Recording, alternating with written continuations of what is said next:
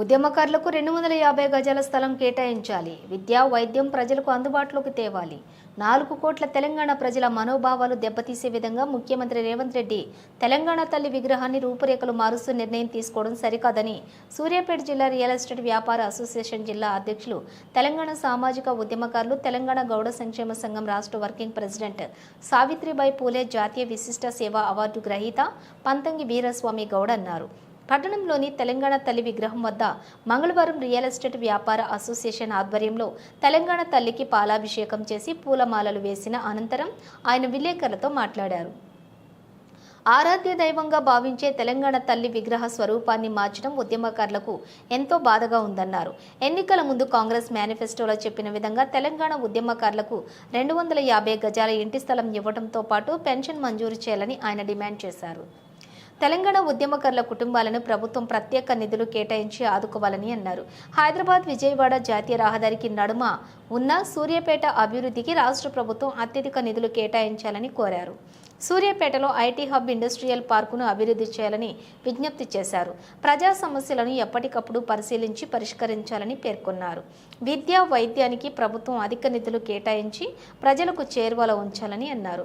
ఆయన వెంట పట్టణ అధ్యక్షులు జలగం సత్యం గౌడ్, జిల్లా గౌరవ సలహాదారులు దేవతి కిషన్ నాయక్, జిల్లా ప్రధాన కార్యదర్శి వెన్న శ్రీనివాసరెడ్డి, జిల్లా కోశాధికారి పాల సైదులు, జిల్లా కార్యదర్శి మండాది గోవర్ధన్ గౌడ్, ఐతగాని మల్లయ్య గౌడ్, ఆకుల మారయ్య గౌడ్, ఖమ్మంపాటి అంజయ్య గౌడ్, పట్టణ ఉపాధ్యక్షులు బానోతు జానీ నాయక్, పట్టణ ప్రధాన కార్యదర్శి కొత్తపల్లి వెంకన్న, రఫీ తదితరులు పాల్గొన్నారు. సూర్యాపేట రియల్ ఎస్టేట్ ఆధ్వర్యంలో ఈరోజు తెలంగాణ తల్లి విగ్రహానికి పాలాభిషేకం చేయడం జరిగింది. మరి తెలంగాణ తల్లి అంటేనే మనకు ఆరాధ్య దైవం.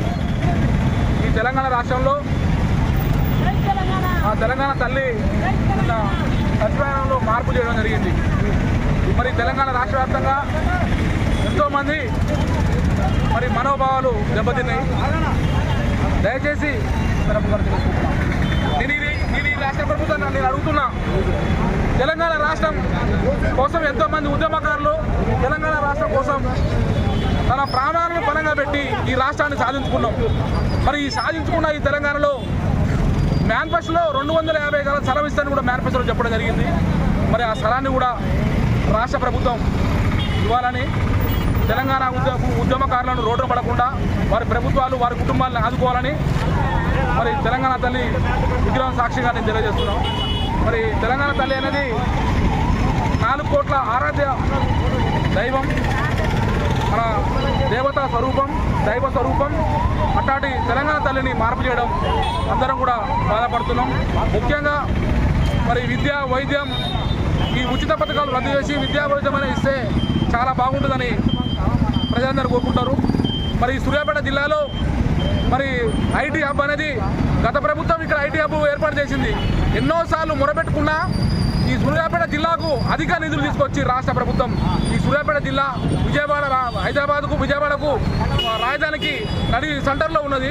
ఈ సూర్యాపేట జిల్లా అభివృద్ధి కావాలంటే కొన్ని నిధులు ఏర్పాటు చేయాలి. ఇండస్ట్రియల్ పార్కులు కానీ ఐటీ హబ్ కానీ తిరిగి పునరుద్ధరించాలని సందర్భంగా తెలుసుకుంటున్నాం. ముఖ్యంగా ఉద్యమకారులకు వాళ్ళకు 250 సర్వంగా ఇస్తున్నారు, ఇవ్వాలి. పెన్షన్ మంజూరు చేయాలి. వారి కుటుంబాలు రోడ్డున పడకుండా ప్రభుత్వాలు ఆదుకోవాలని సందర్భంగా తెలుసుకుంటూ ఇక్కడికి వచ్చినటువంటి మా రియల్ ఎస్టేట్ జిల్లా గౌరవ సలహాదారుడు దేవతి కిషన్ నాయక్ గారికి, పట్టణ అధ్యక్షుడు జలగం సత్యం గౌడ్ గారికి, జిల్లా గౌరవ ప్రధాన కార్యదర్శి వెన్నా శ్రీనివాసరెడ్డి గారికి, మరి పట్టణ ఉపాధ్యక్షుడు మరి బానోతు జానీ నాయక్ గారికి, వారికి ఇక్కడికి వచ్చినటువంటి పేరున నా యొక్క హృదయపూర్వక నమస్కారాలు తెలియజేసుకుంటూ సెలవు తీసుకుంటున్నాం.